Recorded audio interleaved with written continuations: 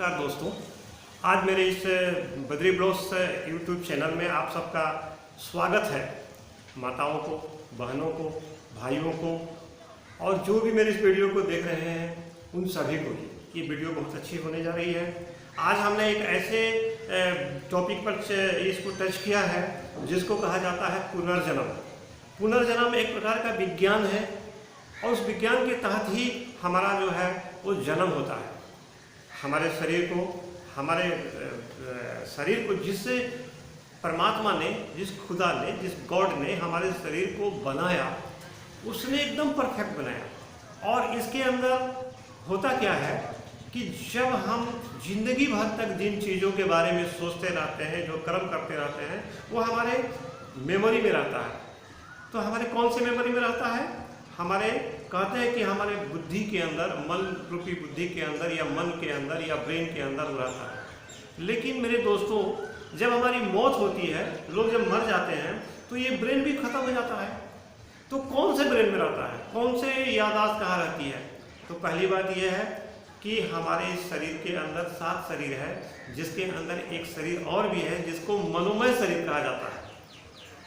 पूरी दुनिया में, पूरे भारत में, पूरे विश्व में, पूरे संसार में बहुत ऐसा जगह है, बहुत ऐसा संसार में ऐसे बहुत सारे बच्चे पैदा हुए हैं जिनको अपने पुनर्जन्म, पिछले जन्म की बातें याद है।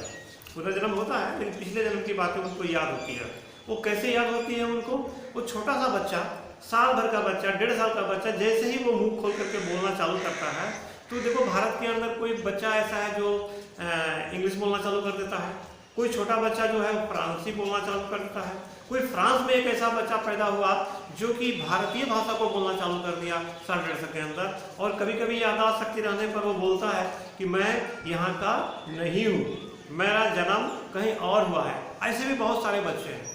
तो देखिए, मैं आपको एक बताना चाहूँगा कि इंसान की जिस वक्त शास्त्रों में भी, किताबों में भी, वेद शास्त्रों में भी ये कहा गया है कि जब इंसान की मौत होती है तो उस वक्त उसके विचार जो हैं वो जैसा होता है उसके हिसाब से उसका जन्म होता है। लेकिन जब इंसान की मौत होती है उस वक्त तो वो बेहोश हो जाता है, कोमा में चला जाता है। बहुत सारे लोग, 99% लोग जो है मरने के समय में बेहोश हो जाते हैं। और बेहोश हो जाते हैं तो उस पर क्या विचार चलेगा? लेकिन पूरी जिंदगी भर तक वो जो करते रहते हैं वो उनके आत्मा में, मनोमय शरीर में निहित होता है, मनोमय शरीर में रिकॉर्ड होता है। और जैसे ही वो मनोमय शरीर में रिकॉर्ड होता है, वो रह जाता है। जब उसका जन्म होता है तो लाखों में कोई एक बच्चा जो है वो ऐसा पैदा होता है जिसको पिछला जन्म का याद आ जाता है। और जब ये याद आ जाता है, लेकिन क्या होता है कि धीरे धीरे हम भी, जैसे कि किसी इंसान से पूछा जाए कि भाई तुम 2 दिन पहले क्या खाए थे, भूल जाएगा। परसों क्या खाए थे, भले ही 10 दिन पहले कुछ खाना खाया होगा या 5 दिन पहले खाया होगा, लेकिन उसको भूल जाता है। तो हम ये कहना चाहेंगे कि जैसे वो भूल जाता है उस तरह से हमारी जो मेमोरी है वो भी छीण होना चालू हो जाती है।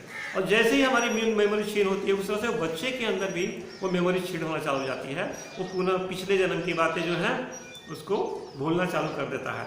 लेकिन ये हमारे लिए देखो, कुदरत ने, इस प्रकृति ने, इस परमात्मा ने एक ऐसा चीज़ बनाया है जो कि हम भूलने वाला, अगर इंसान को भूलने वाली प्रवृत्ति नहीं रहे तो वो दुखी हो जाएगा, बहुत तकलीफ में आ जाएगा, बहुत मुश्किलात आ जाएंगे उसके अंदर।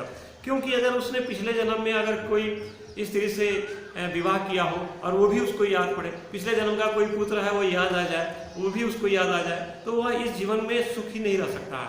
इसीलिए कुदरत ने हमें बहुत ही सोच समझ करके और सटीक तरीके से हमें बनाया है। तो हम यही कहना चाहेंगे कि जिस वक्त हमारी मृत्यु होती है, मृत्यु के बाद में इंसान कहीं कहीं पर इस एटमॉस्फेयर के अंदर ही नहीं, इस जो अलौकिक जगत में वो घूमता रहता है। और जैसे ही उसको गर्भ मिलता है, जैसे ही वो उसको वो माँ का गर्भ मिलता है, वैसे ही पैदा हो जाता है। आप देखिए, अगर मान लीजिए कि कोई बहुत ही बदमाश, खराब, एकदम दुर्जन आत्मा है, उसको भी जन्म लेने के लिए वैसा ही माँ का गर्भ चाहिए, वैसी की माँ का वैसा ही, जिस कहते हैं ना कि एक पात्र, वैसा भी पात्र चाहिए जिसके अंदर, जिस बर्तन के अंदर वो रह सके। और जिस तरह से कोई संत महात्मा की मृत्यु होती है, संत महात्मा की जो देश होता है उसके बाद में भी उसको वैसा ही पात्र चाहिए, वैसा ही उसको गर्भ चाहिए। हो सकता है एक संत के लायक वैसा माँ का गर्भ ना मिले तो उसको हजारों साल तक, सैकड़ों साल तक इंतजार करना पड़ता है। लेकिन जो साधारण किस्म के इंसान हैं, जो साधारण तरह के लोग हैं, वो उनका जन्म लगे लगे, इधर मरे उधर जन्म होता है। ये मैं नहीं कह रहा हूँ, ये हमारे शास्त्र कह रहे हैं। तो मैं यही कहना चाहूँगा कि हमारी सोच, हमारे विचार जो जीवन के अंदर चला, अब कहते हैं कि मृत्यु के बाद में हम राम राम बोलें, परमात्मा बोलें, खुदा बोलें, गॉड बोलें और हम हो सकता है कि अच्छे में जन्म लें, ऐसा नहीं होगा। हमें जीवन भर तक जो हम सोचते आए हैं, जीवन भर तक जो हमने मेमोरी में कैद करते रहा है, उसके अनुरूप ही हमारी जो है जीवन फिर होगा और फिर हमारा जन्म होगा। तो ये एक प्रकार का विज्ञान है, ये कोई चमत्कार नहीं है। इस तरह से है जैसे कि इंसान जिस चीज़ की तरफ देखता है, जिस चीज़ को सोचता है, जिस चीज़ के बारे में वो ख्याल करता है, बिल्कुल वो चीज़ उसके नज़दीक आने लगती है। प्रकृति का बड़ा सिद्धांत है ये। हम अगर जिसके बारे में सोचेंगे वो हमारी तरफ आकर्षित होने लगता है, जिस पदार्थ के बारे में सोचेंगे वो पदार्थ हमारे तरफ आकर्षित होने लगता है और हमको वह मिल जाएगा। इस संसार के अंदर हमारा ये ज्ञान जो है ये हमारा बनाया हुआ और हमारा बताया हुआ नहीं है, प्रकृति का नियम है। इस नियम में इंसान अगर आप देखिए, अगर कोई इंसान अगर सोचना चालू कर देता है जैसा कि मैं पहलवान हूँ, पहलवान बनूंगा, तो उसके जैसा ही वो कर्म करने लगता है और उसका शरीर पहलवान जैसा हो जाता है। कोई व्यक्ति अगर स्त्री का भाव लेकर के, स्त्री का बोझ लेकर के जीवन के अंदर अगर चलता है तो देखिए कि उसके संग सारे अंग जो हैं वो स्त्री के जैसे अस्त्रीण हो जाते हैं। तो ये सोच के ऊपर, हमारी चाहत के ऊपर, हमारे ब्रेन के अंदर बड़ी ताकतें हैं। हम ब्रेन का 10% ही काम लेते हैं, हम 90% काम नहीं लेते हैं। और ये 90% हिस्सा जो होता है वो हमें चमत्कारिक दुनिया में ले जाता है और संसार के अंदर कुछ भी कर सकते हैं हम।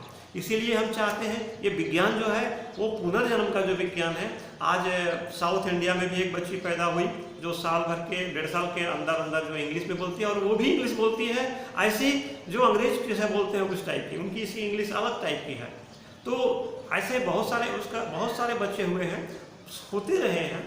पहले तो मीडिया उतना मजबूत नहीं था, मीडिया का खबर एक दूसरे तक पहुंचता नहीं था।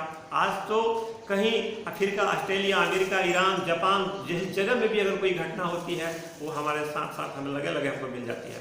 तो मैं यही कहूँगा कि हम अच्छे कर्मों को करें, अच्छे भाव को रखें, अच्छे तरीके से जीवन को धारण करें, अच्छे जीवन तरीके से जीवन को यापन करें और अच्छी सोच और विचार अगर हम रखेंगे तो हमारे बच्चे, हमारी औलाद, हमारा आने वाला जो पीढ़ी है वो अच्छा होगा। और हम चाहेंगे कि हम ये पुनर्जन्म के अंदर आना जाना, देखिए बड़ा कष्ट से, बड़ा तकलीफ से मृत्यु के समय में इंसान का प्राण निकलता है। हर इंसान जब जवानी में रहता है, हर इंसान जब अपनी ताकत रहती है तो सोचता है कि मैं ऐसा ही रहूँगा, लेकिन ऐसा नहीं है। आज बड़ी बड़ी अभिनेत्रियां हैं, बड़े बड़े अभिनेता हैं जिनकी अवस्था आज भी हमको देखने को मिलती है, जो अपने जवानियों के अंदर उनके चारों तरफ लोग इर्द गिर्द घुमा करते थे और आज जब वो बिस्तरे पर मृत्यु के शैया में जब दिन गिनते हैं तो उनके अगल बगल में उनके गिने चुने लोग ही रहते हैं और उनको बड़ी तकलीफ से, कभी ऑक्सीजन, कभी कुछ, शरीर के अंग भंग छेद करके भी उनके प्राण निकल जाते हैं, समझ लीजिए।